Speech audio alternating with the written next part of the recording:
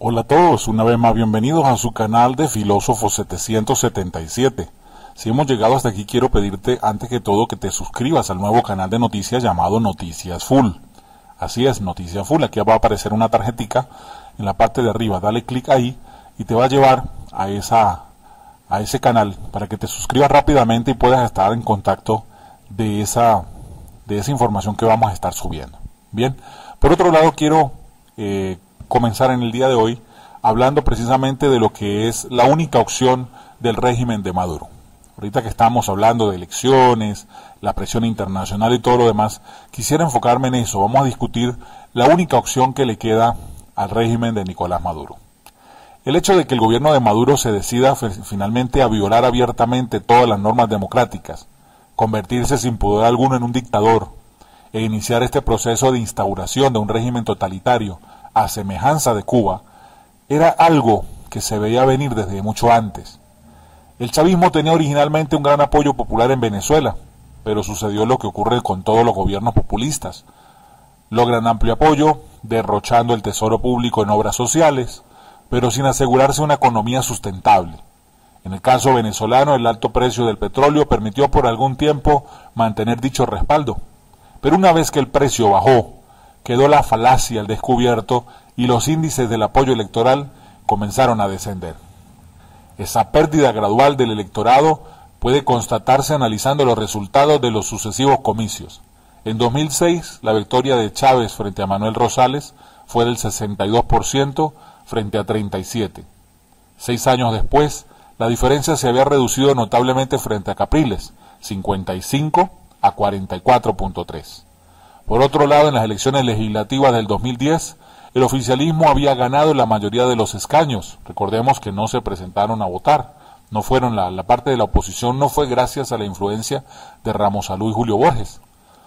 Pero ya no habían logrado los 2/3 necesarios para aprobar las grandes reformas. Y 5 años después, la victoria de la oposición fue aplastante, cuando obtuvieron 109 por 55, a pesar de la inhabilitación de los 6 candidatos opositores. Llegado a este punto, Maduro sabía que en las próximas elecciones, si se realizaba con todas las garantías, iba a perder el poder. La opción, por tanto, era el golpe de Estado contra la Asamblea Nacional, luego atacar a la Fiscalía y definitivamente establecer abiertamente que Venezuela vive una dictadura, así creando un régimen opresor y destructor que no le garantiza la dignidad a ninguno de sus ciudadanos. Al contrario, la deliberada política gubernamental va dirigida a humillarlos cada vez más hasta esclavizarlos. El venezolano pasa trabajo desde que se levanta hasta que se acuesta. No sabe lo que va a comer. Muchas veces ni siquiera se imagina si va a comer. Los salarios son de hambre. Los aumentos los consume la inflación. Los servicios públicos no funcionan. Es común estar sin luz, sin agua, sin gas doméstico por varios días. Pocos se dan el lujo, entre comillas, de tener carro particular. Para mantener un vehículo es necesario percibir buenos ingresos. Solo bastaría averiguar el precio de los cauchos o de hacerle cualquier reparación. Después de recargar el gas del aire acondicionado hasta lo más simple, como cambiarle el aceite. Cualquier tontería no se baja del $1.000.000. Los invito a examinar los carros que circulan, muchos con los vidrios abiertos porque no le funciona el aire, otros con cauchos lisos. Si los escuchan cuando están en un semáforo, podrán apreciar el extraño ruido que hay en los motores. Y si se decide utilizar el transporte público, no crean que esa es la solución, porque tampoco es suficiente para cubrir la alta demanda. Tan es así que han proliferado los camiones de estacas como medio de transporte. Este panorama nos ha hecho retroceder casi un siglo. Volvimos a aquella Venezuela rural acechada por plagas y enfermedades del siglo pasado. Otras enfermedades se han convertido en una calamidad pública porque en Venezuela hay una ausencia de medicamentos impresionante. Sumado a esto el alto costo de la vida que imposibilita el recibir un tratamiento adecuado por lo inalcanzable que resulta comprar una medicina. Sumado a esto, las perversiones y corruptelas de este régimen comunista, aderezados por el aliño del terrorismo y los carteles de la droga. En Venezuela solo una cúpula vive bien, y la inmensa mayoría están sometidos a la desidia y al abandono. La gran pregunta, ¿por qué no pasa nada? La respuesta es sencilla. El pueblo está molesto, pero no bravo. Solo hay brotes de bravuras en ciertos sectores y no son permanentes. El régimen lo ha sabido hacer. A comienzos de la era chavista, muchos previeron lo que vendría, convirtiéndose en emigrantes al levar anclas para radicarse en otras latitudes. Así las cosas.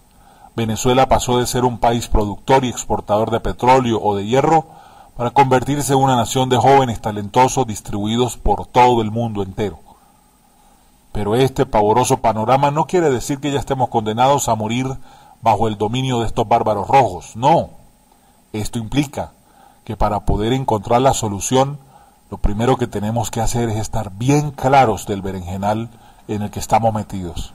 Cuando todos lo sepamos y cuando todos entendamos bien que hay que asumir riesgos para lograr la libertad de nuestro país, va a haber más persecución, más de la que ha habido hasta ahora. Tendremos tres opciones entonces: emigrar, esperar morir a manos de este régimen o definitivamente luchar para acabar con esta plaga de una vez por todas, como ocurrió en Venezuela en 1958, un 23 de enero, cuando sacaron a la fuerza a Marcos Pérez Jiménez y a su plaga.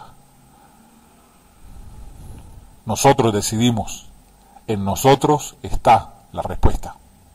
Este es el mensaje de su hermano y amigo Filósofo 777, recordándote que tengo una fanpage de Facebook que te espera, www.facebook.com/inclinada filósofo 777 USA, en Instagram @filósofo 777 USA, en mi Twitter @filósofo 777 USA. Te espero en mis redes sociales.